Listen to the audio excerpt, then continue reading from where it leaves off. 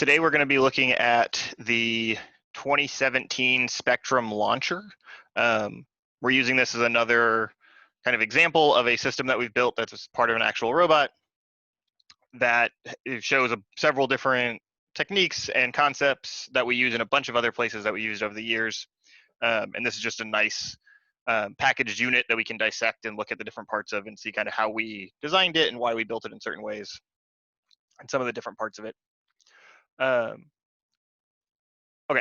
so it was originally, this is actually an iteration, so our robot did not start with this design at all. So all the way through, even into our first competition, we didn't have anything close to this.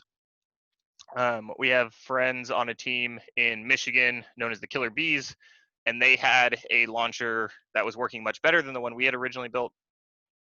And we had talked to them and got some and got part of their designs and things so that we could modify theirs to be built in a way that we could build it in the way that we build robots, but kind of using their same concept. So it was designed for the 2017 game to launch fuel, so it had to very rapidly get a bunch of these little tiny balls out of the robot.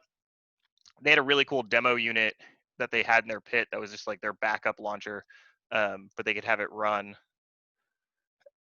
And you can see how fast it's running. So yeah, so the balls would just rocket out of them. So we used a lot of the same concepts as their launcher, but built it in a little bit different way because we did some sheet metal and things, but a lot of the same ideas all there. So this is the version that we ended up building. And we're going to look at some of the different parts of it and look more at like how it's built than even what it does. So this is what the final product was on our robot. So by the time we went to IRI in the summer, we had the autonomous working pretty well.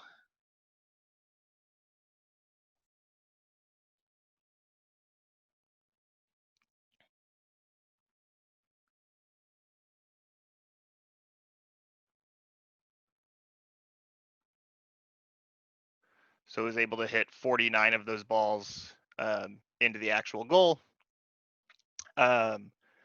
It was kind of unique because it launched the balls out of the side of the robot, right? Because you could see it like kind of like driving, then turned, and it was able to fire from the side. That was to make that autonomous path very easy. If you had to launch from the front or back, you had to like drive in at a different angle and hit there was like a little release panel in 2017 that you had to hit. So that made it easy. And then depending on which side of the field we were, red or blue, we could actually pick this entire launcher up, spin it around, and put it back in the robot facing the other way. So it could actually launch out of the left or right, depending on how we set the robot up. So we'd have to do that before the match, but we could have it work in either configuration for us. So basically the launcher is set up into two parts. There's this belt bed, which is up here in the upper right, which is the bottom part and like the base of the unit. And then there's the tower and launcher piece that kind of get integrated together that actually do the heavy work of getting the balls up to speed and launching them actually out of the robot. We're going to talk about the belt bed first. Its main function was to move the balls towards the actual tower to get it picked up. So normally the tower is mounted over here. And there's belts that go around these pulleys that aren't modeled in CAD. So sometimes we don't model all the pulleys or like the chain, the pieces that connect them in CAD all the time. Sometimes let's kind of assume they're there. We do all the work to make sure they're the right distance apart and make sure we have everything set up. But we don't always model them. It just kind of depends on who's doing the CAD. It's not too hard to do, so sometimes we will. Like sometimes they just get modeled as like loops of just stuff, right? They're not going to model each individual like little pulley tooth or anything like that. But in this case, we didn't even do that. So you have to use your imagination to assume that there are a belt connecting each of these sets of pulleys. So there'd be 1, 2, 3, 4, 5 total belts kind of running along that bed. We'll talk about the power in just a little bit, how it's all powered and how the belts work. I don't have another slide for this, and we can look at this later. But there's basically, it was set up with these little quick snaps. So there were little slide latches that allowed us to unlatch the entire thing, pick it up. That was actually how we also had to get to the battery, and then we could put it back down, facing either left or right. So it basically had they're like little drawer latches that we could unlatch to lift the whole mechanism out. One of the most important things that we're going to talk about in something that we still do quite a lot um, in how we design our motion things. Anytime we need a roller, anytime we need something to spin, um, the way that we do it, one of the ways that we do it is with what we call a shoulder bolt live axle. So we talked briefly about the difference between like a live axle and a dead axle a couple weeks ago. One where the axle actually spins with the wheel or the roller or whatever you're trying to move, and the other where the dead axle where something spins on a shaft that's like locked in place. And here the shaft actually does spin, um, but the shaft itself doesn't go through the bearing. So that's what we're going to look at and kind of how that system works. Team 254 has used this for several years. Here's a photo of their 2016 intake, and you can see kind of what we're looking at on a real robot. It's a little hard to see these details. We'll look exactly at what they are in a second. And then in 2017, West Coast Products started selling a system that used the same concept. And then later it became the Versa roller system from Vex, which is how it's referred to a lot now. If you like go on the Vex website and want to purchase it, if you search Versa roller, it's all in there. There's an entire systems guide that kind of walks through how the different bits and pieces of their system works, and we use something similar, some of the same parts. You don't have to use all of their exact stuff. But the kind of the two most useful things are a 3/8 ID, which is inner diameter, remember, round bearing. So we talked about these a couple weeks ago as well. But now we've added this like shoulder bolt thing. And what a shoulder bolt is it's basically a normal bolt. So this end just has a threaded end like a normal bolt does, but then it has this extra section that's basically like a shaft that's part of the bolt. And so this shaft portion can go inside the bearing and spin nice and free, while still kind of like clamping the bearing between the head of the bolt and whatever other thing you have on the other side. So in this case, a hex shaft is what we ended up using. So that we can spin really nicely, just like we want to do with a lot of our stuff, like we talked about with the elevator and with the Kitbot drivetrain.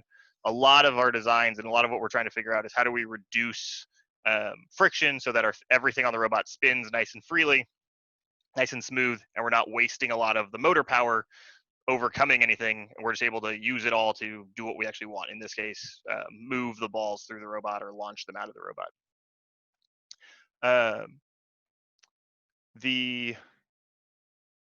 The shaft spins, but it's still bolted into place, right? So it's mounted into place. We're able to just like kind of set it in, put two bolts in from the outside through those bearings, tighten them up, and that's the whole system. We don't have to like fit the shaft through the hex bearing. We'll look back at that in a second, a little refresher.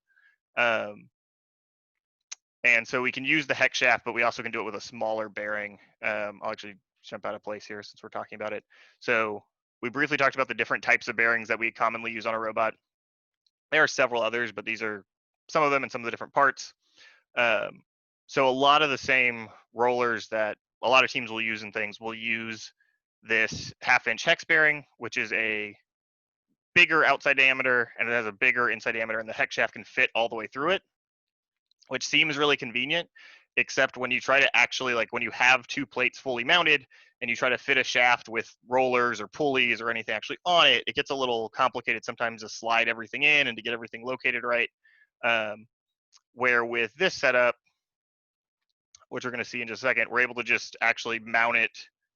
We're able to just set the whole assembly in, put the two bolts in, and we can do maintenance on it much faster than we could if we were using these hex bearings. Okay, so one of the things that we didn't quite make sense yet, because we haven't ever shown you, which we're going to talk about right now, is how does this threaded end actually attach to the shaft? So the way that we do that is by doing what's called tapping the shaft. So we basically just want to be able to put threads into the end of the shaft so that that shoulder bolt can tighten into it, just like if it was going into a nut. And we end up actually tapping a lot of different materials. Anytime we need a nut to go directly into, or sorry, a bolt to go directly into a piece of material, sometimes it can be a plate, sometimes it can be a shaft. We use a tap, which is this tool that's over here in this blue. There's a variety of different sizes depending on what type of bolt we're using. There's also a variety of different types. We're not going to watch this entire video, but when you have the presentation, if you want to go back and watch it, it's about 15 minutes, and it goes over everything you ever wanted to know about different types of taps, different types of holes, all sorts of different things to do it properly. We will watch this short one on how to kind of just showing what a tap looks like.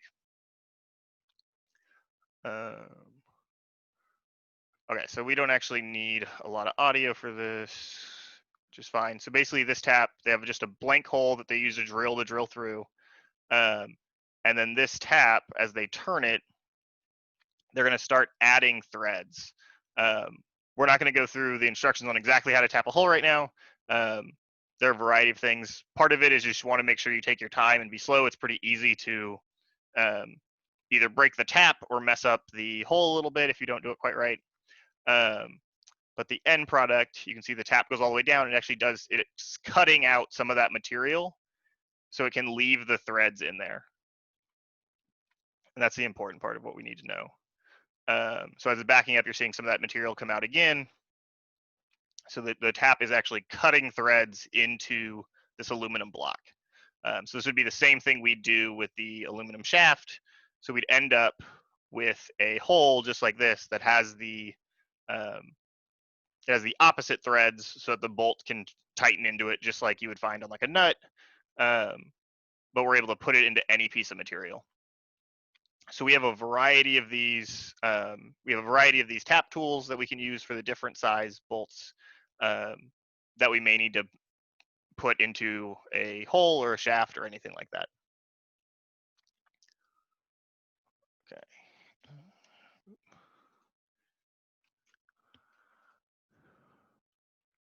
Okay, so in the end of the hex shaft, we would drill the correct size hole. We would have that tap, and then we would have the threads there.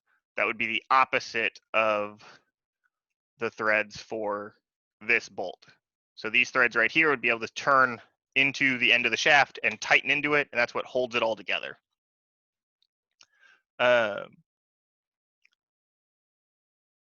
There is a thing called thread locker, which we'll talk about more in the future.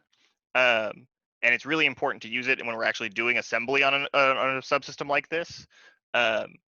So in the first or the 2.1 design video on the Kitbot chassis, we talked about lock nuts, where they have that little bit of nylon on there that when you tighten them down, that stops the nut from vibrating loose when the robot's driving around. You can't always use a lock nut. So in this case, you wouldn't be able to put a lock nut like inside the shaft or anything. So to serve the same function, we use thread locker. So it's a little bit of gel or liquid, depending on the type you use. It's often called Loctite. And what that stuff does is it's basically once you actually tighten it up, it hardens a little bit and it stops the bolt from being able to be backed out without more force. It's important not to use it on Lexan. Lexan or polycarbonate is a certain type of plastic. The chemicals that are inside of thread locker actually eat away polycarbonate or Lexan, and it'll cause it to start cracking and break apart. And we definitely don't want that to happen on our robot. So we do have to be careful. So we use it in a lot of places, but we just don't use it near Lexan. It's very important not to do that. But in this case, we have a bolt going into an aluminum shaft. Can't have a lock nut on it, so then we would use thread locker to make sure we can tighten that down and secure it so that our rollers don't fall out of the robot basically while it's driving around. Okay, we'd already talked about bearings. So here's the whole system together so we can kind of see what it looks like. So this is their example that West Coast Products set up. And so you can see this is like the top view. So there's a bearing inside of a plate. So you can just see the bearing flange right there. So the rest of the bearing would be inside of here. And we have the head of the shoulder bolt going through the bearing, or you have the shoulder bolt itself on the outside, or the head of the shoulder bolt on the outside of the bearing, the shoulder on the actual bearing part, and then the threads go into this hex shaft. And the same on the other end. So you can imagine how easy it would be if we would just unscrew this bolt, unscrew this other bolt. This whole shaft, since it only runs the length between the bearings, could pop right out. So we could just take it out, do whatever we needed to it. If we needed to like adjust spacing, if we needed to add a pulley or a roller or anything, we could do that really easily. We could set it back in, tighten the 2 bolts from the ends, and everything would be mounted together, nice and ready to go. Here's an image of that was from the CAD of our 2017 launcher, from the belt bed. So it's basically a very similar thing. We have a few different pulleys. We'll talk about why they're different sizes in just a second. But we have that same concept. We have the bearings here. We have the shoulder bolts. We have the shoulder bolt head on the outside. They get tapped. They get threaded into the tapped holes on the hex shaft that's below the spacers in this image. So we have pulley, then we have spacer, pulley, then we have some more spacers. So we can't actually see the hex shaft because we have all the spacers in there, stopping things from sliding around like we talked about in other videos. So all those spacers help locate our pulleys. But the hex shaft, just like it is shown up here, is through this whole thing, just like it is up here. We just can't see it in this CAD. We can actually look at it in the real CAD in just a second. Okay, so actually we can go and do that real fast. So in here, so if we hide one of these spacers, so I can just hide component, you can see that we have the hex shaft right there. Oh, that one doesn't have the shoulder bolt catted. Let's try that again. One that does. So we can hide this one. And so now we have the shoulder bolt, and it's going through this bearing and tapped into and threaded into this shaft. Okay, so looking at this, we have a couple different size pulleys, and not just size in terms of how big they are, but we actually can see that these, like each little tooth is a different size. So here compared to this whole one, they're catted a little different, so it's hard to tell. But this one you can see it goes all the way through like this whole big opening here. And this one's a lot smaller. So the two main types of sizes of pulleys that we use and belts are a 3mm pulley, which is an example one down here in black, and a 5mm pulley, which is an example one up here in white. And when we talk about the different sizes here, the numbers aren't super important. Don't worry about it. For the most part, we have a big and a small. So if you forget what 3mm or 5mm are, it's not a huge deal. But knowing if we want to use the small one or the big one is more important in FRC for what we're doing when we actually design the robots. And knowing which one we're using is important because eventually we'll talk about how we actually do, how we figure out how far apart things need to be so the belts can fit and all of that. And if you don't have the right type of pulley, you'll get that wrong, and that would be a problem.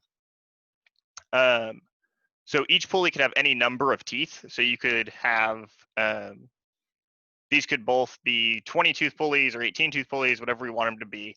And they would be slightly different sizes because the actual tooth itself is smaller on the 3mm pulley than it is on the 5mm pulley.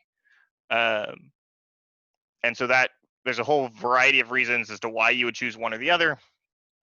Largely, we use 3mm belts and pulleys for lighter loads and for smaller spaces. So in this example, it's going pretty small space. It's going just from this motor right here over to this shaft. So it's only going a couple inches. So because it's in such a tight spot, the 3mm pulley and belt is easier to do. Where up here, we have a belt going all the way across here. So this is probably 10 inches or so. I don't actually remember, but we're in CAD, so we can measure. So we can find out what the distance between that circle and say that circle are. Oh, maybe we can. Oh, there was another thing selected. Okay. Yeah, so like 12 inches or so. So it's about a foot. So that's more than enough that we could be doing 5mm. They're also, it's easier to get a slightly wider belt too. So these are the belts that we're using to actually move the balls all the way across. So having them be a little bit wider is nice, where this is a little bit thinner. You can tell like the distance between the edge of this pulley, the two edges of this pulley, and this one's definitely wider. In the actual robot, all these pulleys that were in white were actually 3D printed. That's one of the big advantages of using belts and pulleys. Is it's very easy for us to 3D print the pulleys. So that reduces cost. It's a lot cheaper for us to use a 3D printer for that. And we can make whatever pulley size we want very quickly without having to wait for like a package to come, without having to order them. So that's very, very useful for pulleys. We do also buy some. So I think on the real robot, these were both also aluminum. When we get smaller, it's a little bit easier to have the aluminum pulleys than it is to have the printed pulleys, but the printed ones work most of the time too. What the numbers actually mean, if you look down here, it's the actual, it's what we call the pitch of the pulley or of the belt. And it's the distance between each of the teeth. So if this is 3 millimeters here, like it is in this image, this would be a 3 millimeter belt. You can imagine we'd have the same image for a 5 millimeter, and it would just be further away, and the whole pulley, all the teeth would be a little bit larger. So it would be somewhere over here, and this whole tooth area would be bigger on the larger 5 millimeter belt than the 3 millimeter belt. Okay. We again, just like last week, we're using a versaplanetary here to do the motion for the belt bed. Again, remember the versaplanetary is a small gearbox that allows us to do a variety of configurations. So this one would be a little bit different than our than what we saw on the great elevator last week.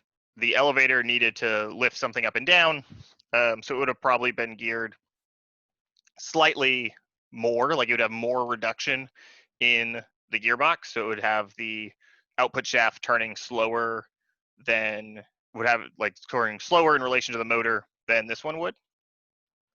Since this one we want to be spinning pretty fast, we want these belts moving pretty quickly to get the balls moved into the tower so they can actually launch out of the robot.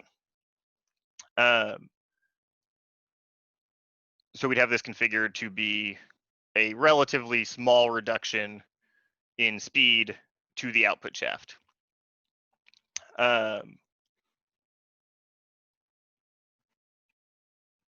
okay. And then the power from that would just be a small belt here that would be connecting these two pulleys so that the entire belt of pulleys would all be able to move since they all share a common shaft. All right. A couple things I didn't put in the slide deck for the belt bed that we can see. So this plate right here was a small piece of plastic that we'd actually mount to the gearbox itself. So the gearbox has like these side mounting holes, and we just bolted it into the side here. And that allowed for any balls that got stuck up on this edge of the robot.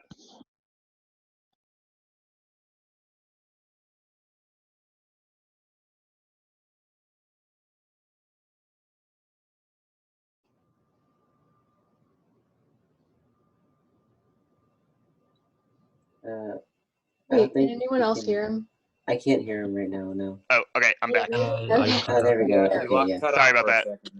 Yep, my mic muted. Okay, well, redo. Okay, so this plate right here is mounted so that any of the balls that come down, that get stuck in the back over here, come down and get put onto the belt bed, and the belt bed takes them and moves them up the tower. So yeah, so that was literally just a piece of plastic that we would bolt into the versaplanetary. This piece is actually something that we would just have in CAD to show us how to, I'm pretty sure we needed to modify some part that we got back from our sponsor that did the sheet metal. So this was basically just like a drill template. So that's why it's just kind of floating in midair here. It's not actually mounted to the robot. We would just use this to mount to some hole and then be able to drill other holes that we needed later. I'm guessing it was for these little latches. Yeah, so the holes for those latches aren't in this part, so I don't know if they we decided not to use them ahead of time or when we decided to actually do this, but it was a modification after we'd like already made this rail.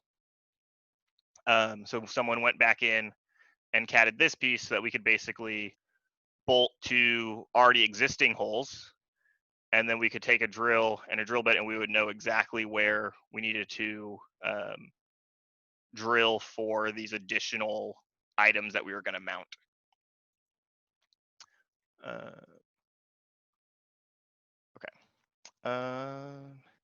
Yeah, and basically this whole setup sat on posts. So these posts back down here would basically be mounted to the frame of the actual robot. And this whole assembly would be set down on top of those posts. These latches have another part that doesn't seem to be in CAD. Yeah, it does not seem to be in CAD, but there's another little part that slides in here and basically grabs onto a small little piece that'd be sticking up out of this hole. So again, we don't CAD every detail all the time. We most of the time just CAD the details we need to be able to build it. We try to get it as real as possible, but sometimes we're in a hurry, and little tiny details like that don't always get added in if we know that it's not necessary for the actual manufacture from the CAD part, right? That's not something we're going to build. It already kind of exists. Or if something we're just going to bolt on, it doesn't always get put into the CAD. Let's see, what's the last thing? Okay, so one of the things we hadn't shown is this versaplanetary is just mounted using spacers. So these two tubes are just hollow for the bolts to go through. So we're able to just mount this off this sidewall. So we'd have bolts that go from this edge into the gearbox itself, and they would thread in, and that's what holds the whole thing on. We'd have to make sure to put the belt on first before we bolted this through, or else you wouldn't be able to get the belt around both of these pulleys.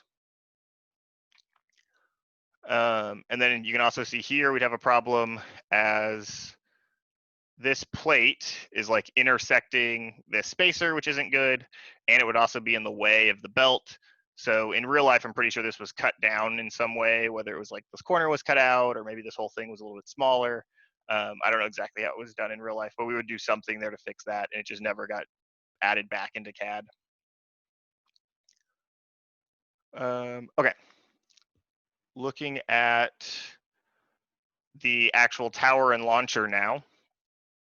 So this is the next piece of the puzzle, and how the balls actually do the exit from the robot. So one of the things that didn't get in the slides or in here is there would have been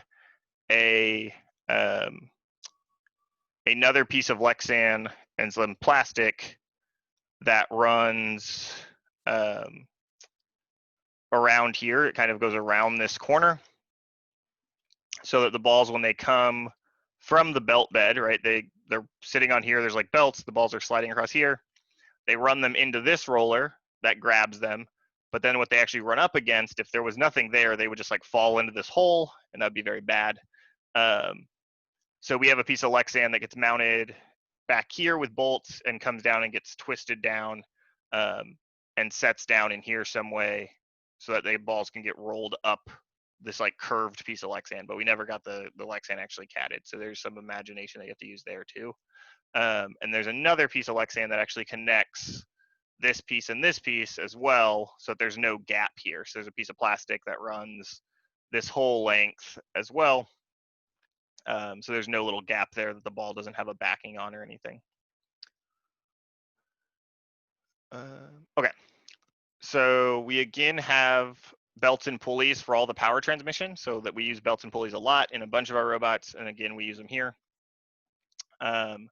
There are 3 rollers in the tower, which we're going to look at in just a second. So you have 1 roller, 2 rollers, and 3 rollers.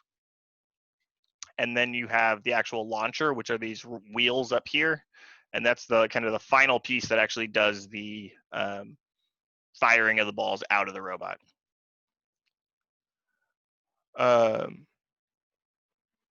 All of these side pieces, which we didn't talk about in the base, all of these are made out of sheet metal. So we can imagine, and we're getting some more slightly advanced sheet metal.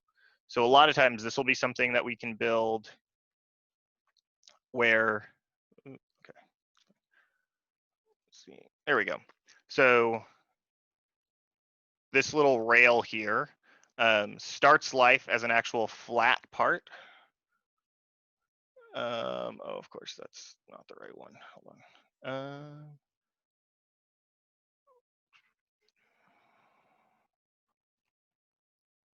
Okay, there we go. So we can flatten it. So you can see basically this would be cut out of a flat piece of metal that would be shaped like this. So it would have all of its holes in it. And on these lines right here would be where it's bent. So our sponsor has a CNC sheet metal brake, which is able to do the actual bending.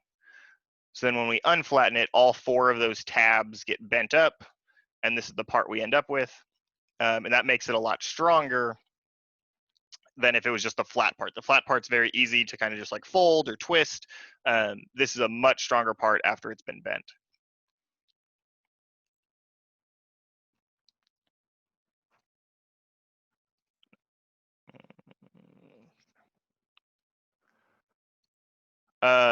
Our sponsor, Solarcraft Inc., is the company that helps us with a lot of our sheet metal manufacturing. And of course it did. Okay. 1 second while SolidWorks comes back up, because why wouldn't it? Okay. Well, while that's happening, we have a couple things we can talk about. So the tower itself is 3 rollers, which I just pointed out before. They all use the shoulder bolt and bearing method we had already discussed. And they're powered by this single motor over here on the left. So this motor on the right is for the launcher wheels. The motor on the left powers all 3 of these rollers, and it does that with belts and pulleys that we're going to look at. That's set up in just this next slide. So one of the really unique things, or very important things about this, is that the balls down here at the bottom are moving relatively slowly to the balls at when they actually exit the robot, right? The balls exiting the robot are moving very fast. They're at their final launch velocity. The balls down here are only moving as fast as kind of the belt bed. It may not be moving much at all when there's other balls around them. They're just really not moving very fast. So what this tower's job is to speed up the ball from potentially basically 0 and definitely 0 going up, right? Because even if we're going sideways, that motion still isn't going up yet. So from basically 0, speed it up a little bit as it goes up through each of these rollers, and then finally speed it up to our exit velocity at that top roller, the actual launcher part at the top. So this green stage is a little tricky to see here. If CAD's back up, it'll be easier. There we go. Okay, so here, this pulley and this pulley are our first reductions. There's a belt that wraps around these 2. And so we slow down a little bit from the motor to this shaft. And then over on this side, we have another belt that connects this first roller to the second roller, and they slow down a little bit too. So if we look very closely, we can see that these pulleys aren't quite the same size. They should be named something different as well. So this is a 30-tooth pulley, and this is a 32-tooth pulley. So they're a little bit different sizes. So since we have a small pulley driving a bigger pulley, that means that the small one is going to spin faster than the big one. So this shaft or this roller is spinning a little bit faster than this roller is spinning. So the whole setup has the motor here that's driving this pulley to this one. It then, since this is all in the same shaft, this pulley and this pulley have to be spinning at the same speed. This pulley drives this one, so that this one's going a little bit slower. this motor up here is separate. So this motor up here is used for the big launcher wheel up here. So we'll get to that after we talk about the tower. So this shaft, now that it's spinning a little bit slower than this shaft, gets powered all the way over. And we again have a 30-tooth pulley here to a 32, just like we did before. So we're kind of using the same parts again. So we have fewer unique parts. So we could just buy a bunch of 30s and a bunch of 32s, and we could use them in multiple places. And so this is our third reduction down to this shaft, which is going the slowest. So if we look, we have this top roller going the fastest of these three. Then the middle roller is kind of the medium speed, and the bottom roller is going the slowest. So that as the balls come in, this one's able to speed it up a little bit. Then the ball gets a little bit faster when it touches this roller.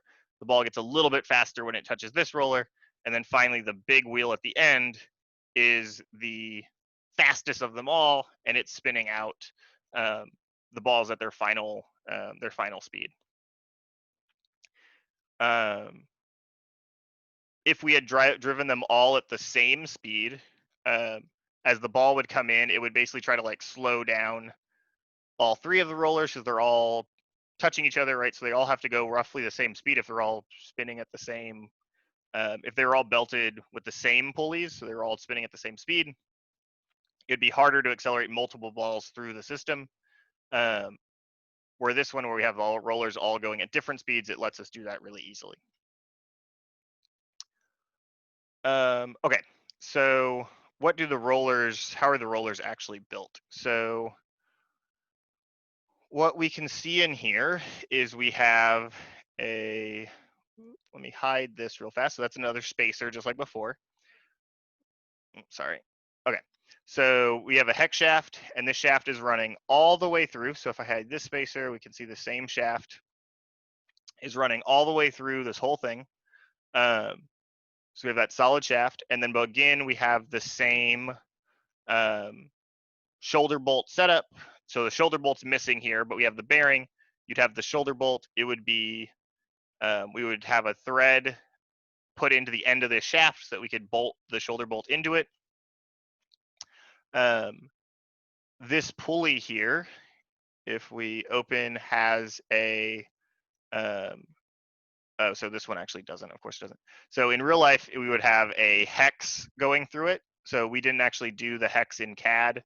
It just had a small circle, but we would make sure that it would have this same half-inch hex inside that the, was what we do in real life. So if we wanted to do it in here, we could.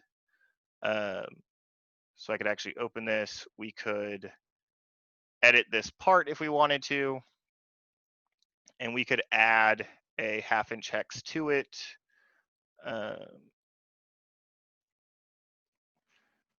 This is similar to what we did in some of our drawings before.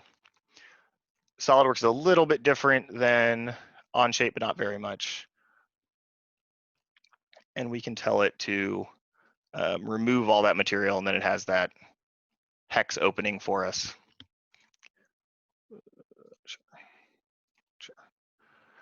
It's probably going to break something, but it's fine. Okay.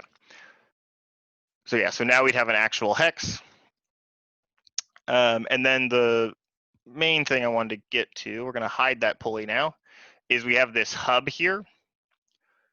So this hub is what is actually able to attach the roller to the hex shaft. And the way the roller is built is it's a aluminum tube. We don't know exactly into how all the diameters and everything work, but they're listed here. And basically this hub is similar to the one that we just saw in CAD. So it has the hex on the inside and it's round on the outside. And it allows us to stick that into the aluminum tube. And we can either put a bolt down through one of these holes, or if the size is all right, you can press them in to where you get a really, really tight press fit where the roller and the hub can't slip. If you try to like spin them at different speeds, they won't do it. There's some other like glues that you can use to do kind of the same thing. And then in the final version, we also put rubber over that aluminum tube. So we have a brief video from the citrus circuit showing how they do it. So that's basically what the aluminum tube looks like. Normally, it doesn't have a hub on this end or anything. And they actually use compressed air to kind of float the rubber onto the outside. So we're not going to watch the whole video, but you can kind of see the process. There's compressed air going in through this, and they're able to kind of just like shove that on relatively easily. So they block the end of the other end of this tube to make it work. It's a little bit of a tricky process, right? They just like ended up slipping and losing all their progress. It takes a bunch of work when we try to do it too, but that's roughly the end result, is you end up with rubber covering the whole tube.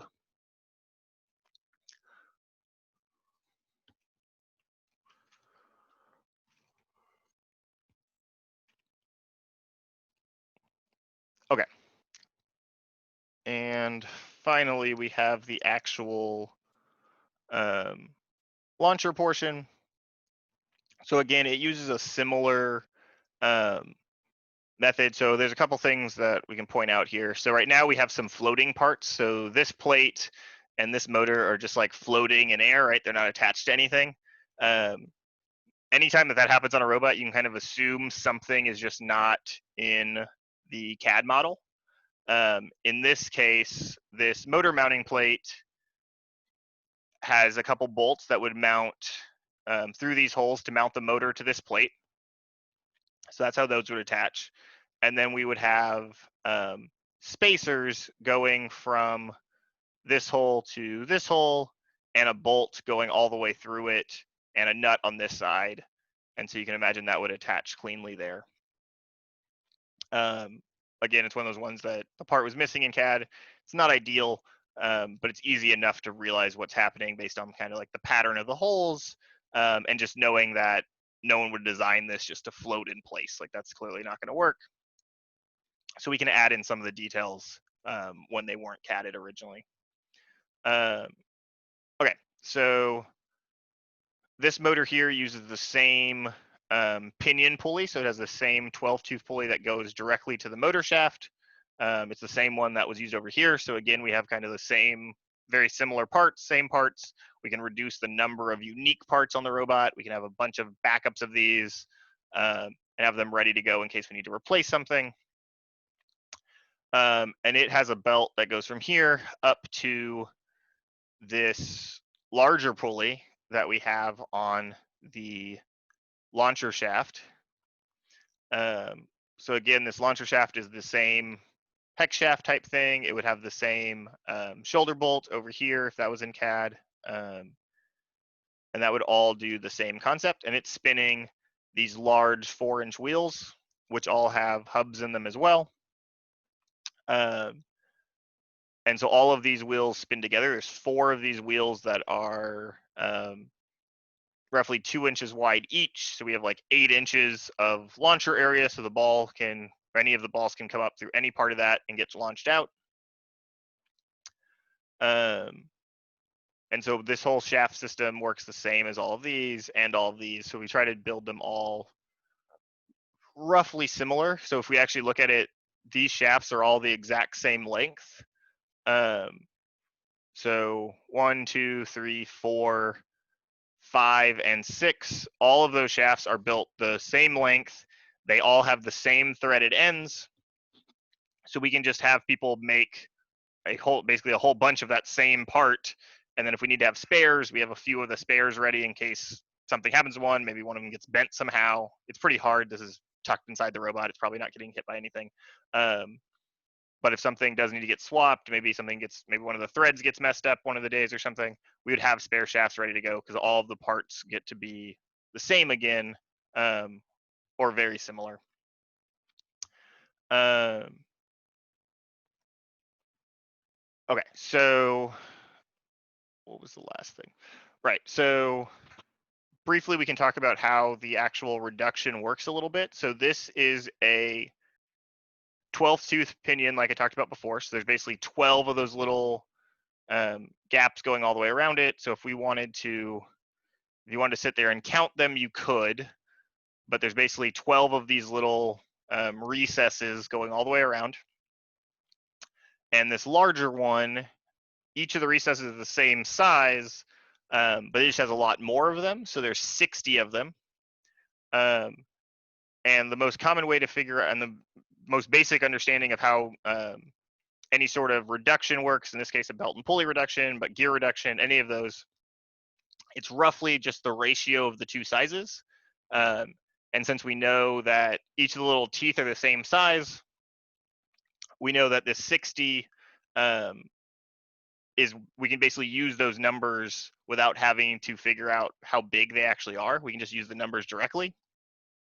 So 60 over 12 gives us 5. So in this case, this launcher shaft is spinning 5 times slower than the motor shaft. So we'll have a whole presentation on how to do this more and make a better understanding. This can be the first taste of it. Is we basically have a 5-to-1 reduction where this launcher shaft is spinning 5 times slower than the motor shaft directly, because we have that belt reduction right there.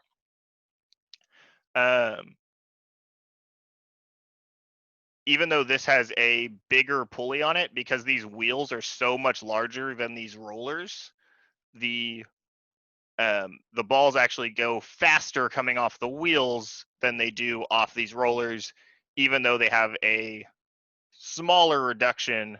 So like the actual RPM of this roller is going to be faster than this one, but the amount of speed that you get from them is, the amount of speed you get from this one is less than you get from this, because this roller is so much bigger. So by having a bigger diameter, we're able to shoot the ball a lot further at a lower RPM. RPM being revolutions per minute. Okay, so a couple last things. We're coming up on time.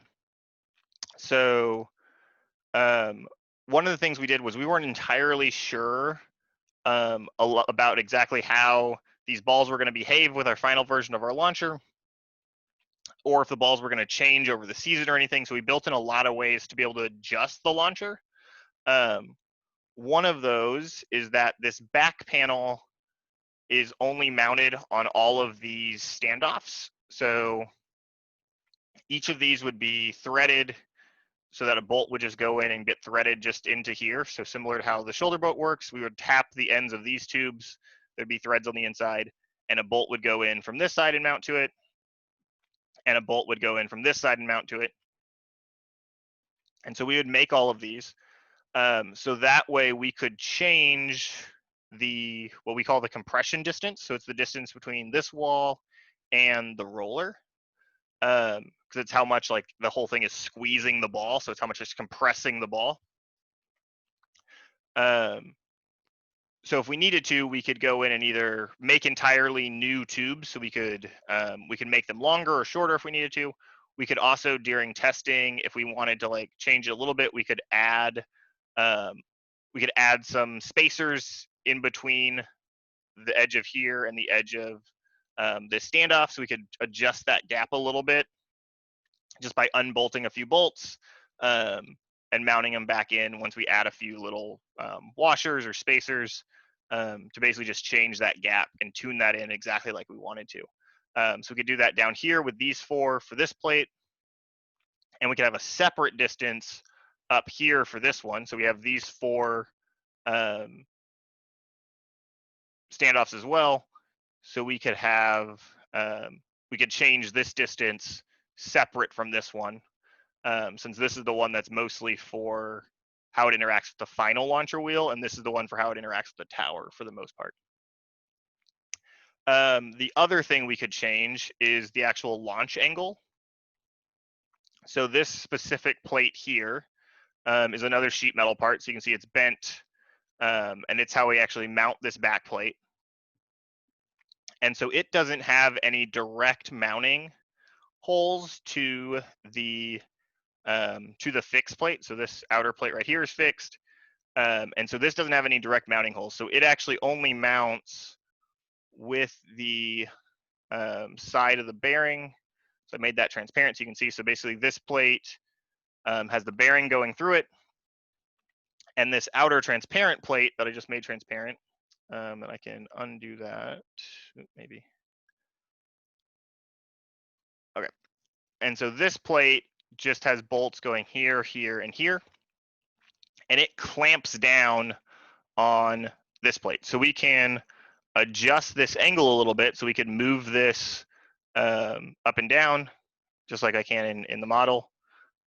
So we could set how far we wanted to shoot exactly right. So we could sit there and like bump it back and forth and tighten it down and get it exactly set to where we wanted it to actually be able to make the shot. So if we needed to, if our Auton wasn't quite working right, there were a variety of ways that we could adjust it to shoot the balls the way we wanted to actually get them in the goal.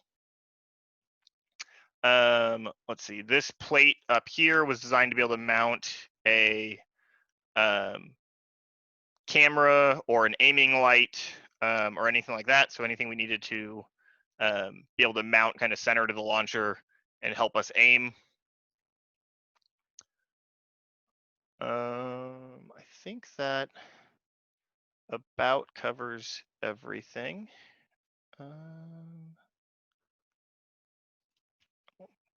The last thing you can see, so we do have, we talked about gussets last week, so here's another one of those gussets. So that's how these two assemblies are attached together. So we have this flat plate of aluminum, and all of these would be riveted into here and riveted into here, so the whole thing would attach together. No, we had a question. We do not use, very rarely do we use servo motors in our designs. Most of them are larger, more powerful motors. Like in this case, these are 775 Pros from 2017. Nowadays, we have even more powerful motors that we used in the last couple of years that we'll talk about more in a little bit of the future. But yeah, we need pretty powerful motors to be able to get the balls actually accelerated and be able to do everything quickly and efficiently.